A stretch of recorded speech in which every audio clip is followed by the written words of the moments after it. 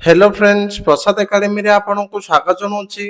देखंतु आपण मान पई ए वीडियो रे Odisha subordinate staff selection commission रो अपकमिंग रिक्रूटमेंट को लेके गोटे इंपोर्टेंट अपडेट रहिछि। तो कोन रहिछि से अपडेट चलंतु डिटेल रे देखिबा। तो आपण मान पई Odisha subordinate staff selection commission तरफरु एचईडब्ल्यू माने हॉर्टिकल्चर एक्सटेंशन वर्कर रो रिक्रूटमेंट आसिया पई जाउछि। तो कौन रही आर क्वालिफिकेशन ता सहित केते कौन पदवी रही चलतु डिटेल रे देखि नबा।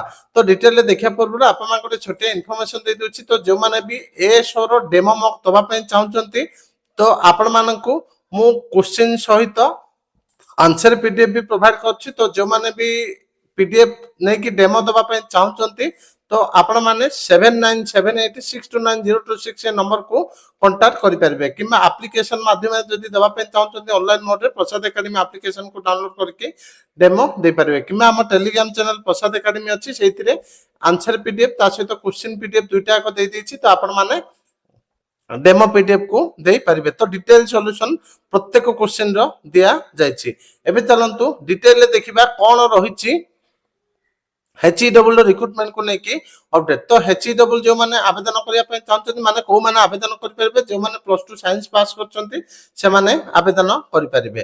तो आपण माने 5 नंबरटा देखि पाथुवे जोटा कि district cadre group C horticulture extension worker. तो यूआर पई मोट 116 टी पदवी खाली अछि। एससीबीसी रो 9 टी पदवी खाली अछि। एससी रो 45 टी पदवी खाली अछि। एसटी रो 57 टी पदवी खाली अछि। माने मोट 227 टी पदवी आपण मान पई एचईडब्ल्यू रो आसिया पई जाउछि।